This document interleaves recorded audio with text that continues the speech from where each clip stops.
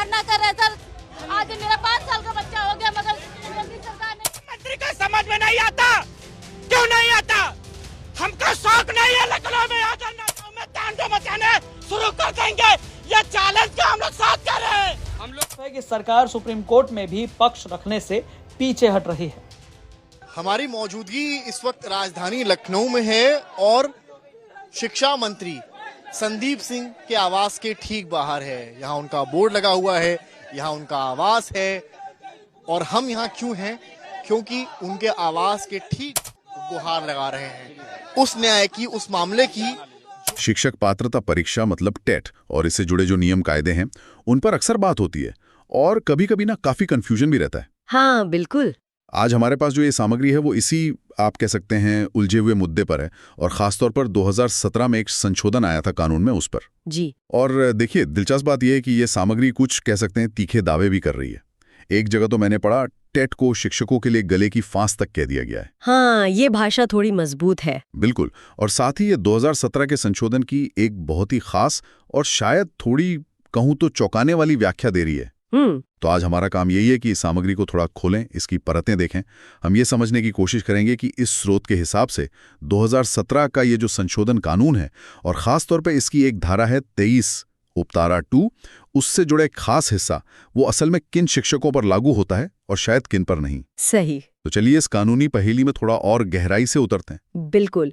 ये जो स्रोत है ये सीधे सीधे 2017 के संशोधन कानून की जो आम समझ है ना, उसी पर सवाल उठा रहा है। अच्छा। हाँ, इसका जो मुख्य तर्क है वो ये है कि जिस संशोधन को लेकर इतना विवाद हुआ या जैसा ये स्रोत कह रहा है इतना हल्ला मचा, उसकी असली कहानी समझनी है तो हमें कानून की जो लिखावट है, उसकी बनावट, उसकी संरचना, उसको बहुत ध्यान से देखना पड़ेगा।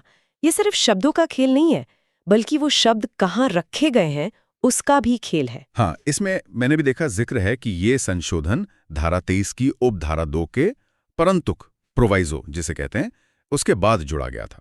अब ये परंतुक क्या चीज है और इसका संशोधन के बाद जोड़ा जाना इतना अहम क्यों बता रहा है ये स्रोत?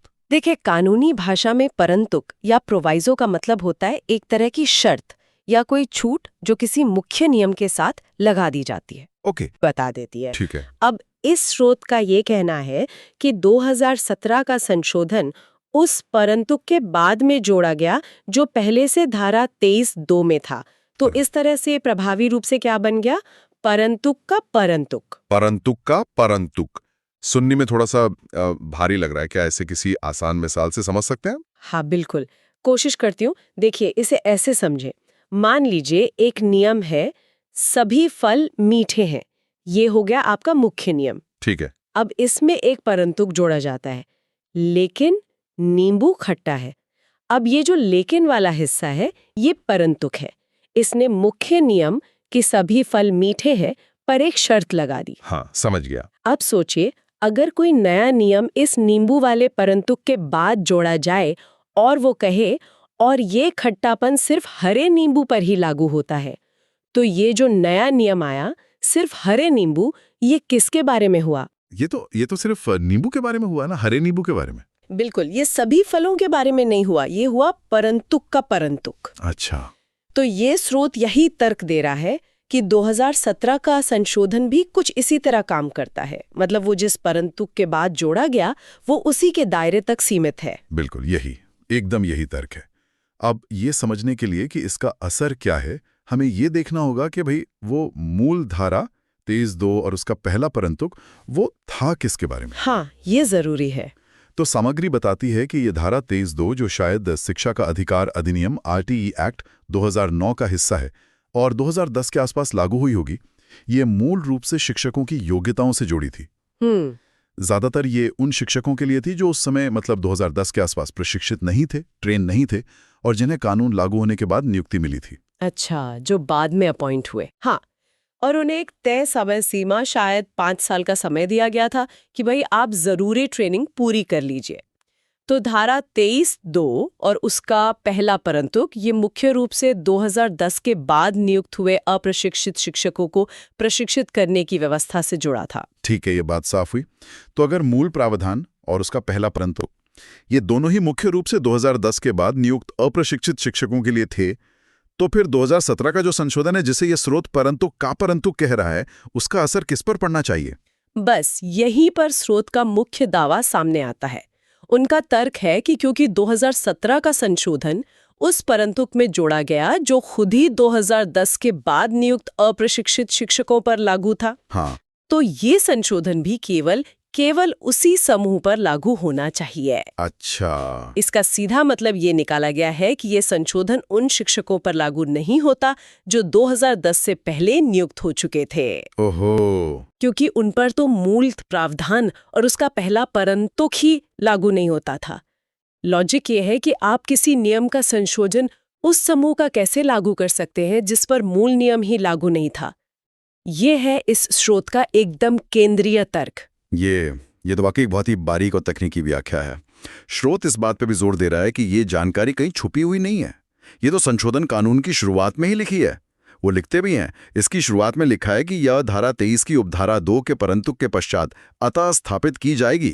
कमाल है, मतलब कानून में शब्दों की जगह उनका स्थान इतना महत्वपूर्ण हो सकता है। हाँ, इस स्रोत का पूरा जोर इसी बात पर है। इसे कहते हैं कानून की संरचनात्मक व्याख्या, स्ट्रक्चरल इंटरप्रिटेशन।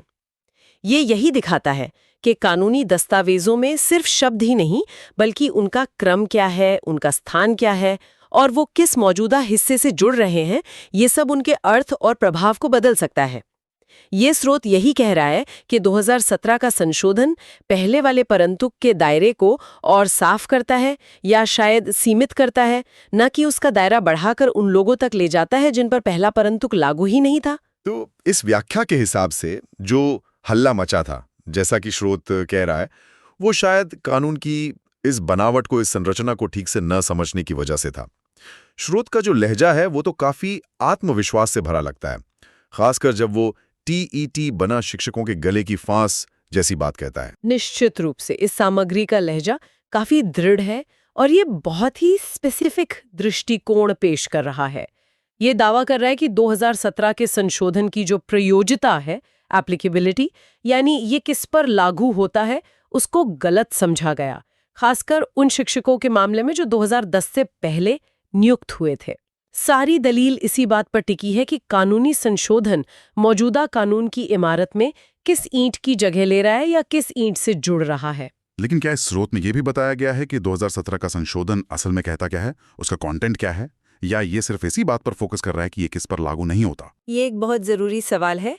इस स्रोत का मुख्य फोकस, जैसा हमने देखा, इसी बात पर है कि ये संशोधन किस पर लागू नहीं होता, यानी 2010 से पहले नियुक्त शिक्षकों पर। सामग्री इस बात पर ज्यादा विस्तार में नहीं जाती कि संशोधन का सटीक टेक्स्ट क्या था या उसका घोषित उद्देश्य क्या था। इसका सारा जोर संशोधन की संरचनात्मक स्थिति पर है कि भाई ये परंतु का परंतुक है और इसलिए इसका दायरा सीमित है। ये उस संशोधन के कंटेंट पर, उसके नोयोंग पर ज्यादा टिप्पणी नहीं कर रहा है। तो ये समझने जरूरी है कि हम यहाँ सिर्फ इस एक स्रोत में जो व्याख्या दी गई है उसी पर बात कर रहे हैं, क्योंकि कानूनी मामलों में तो अक्सर एक ही प्रावधान की कई तरह की व्याख्याएं मुमकिन होती है ना। बिल्कुल सही कहा आपने। ये सिर्फ एक दृष्टिकोण है जो कानूनी पाठ की संरचना, उसकी बनावट पर आधारित है।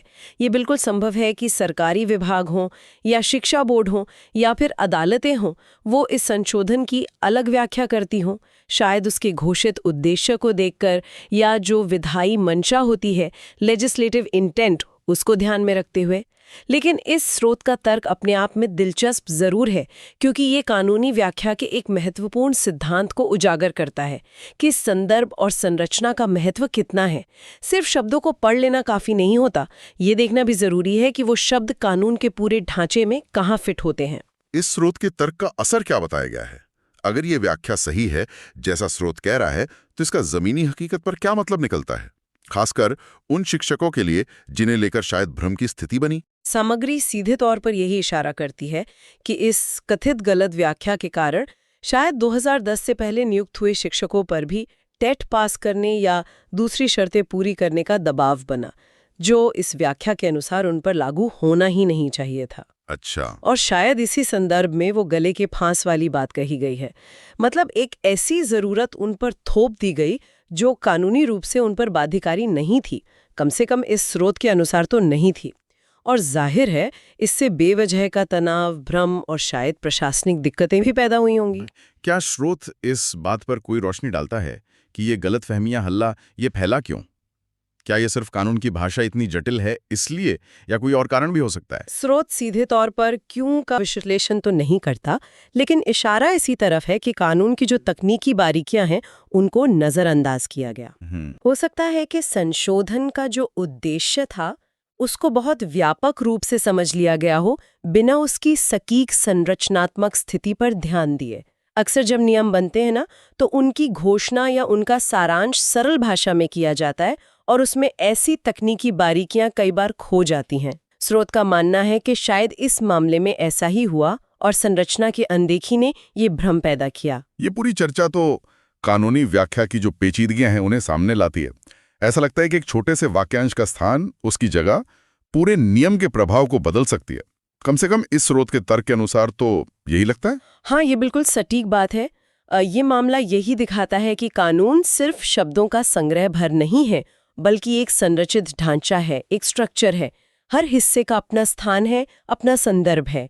इस स्रोत की व्याख्या हमें याद दिलाती है कि कानून को पढ़ते समय उसकी संरचना, उसके विराम चिन्ह और शब्दों के सटीक क्रम पर ध्यान देना कितना जरूरी हो सकता है। एक परंतुक या उसके बाद जोड़ा गया परंतुक पूरे समीकरण को बदल सकता है। तो इस पूरी बातचीत का अगर सार निकालें तो मुख्य निष्कर्ष ये है, इस स्रोत के अनुसार 2017 संशोधन अधिनियम का वो हिस्सा जो धारा 23(2) के परंतुक से जुड़ा है, वो 2010 से पहले नियुक्त शिक्षकों पर लागू नहीं होता।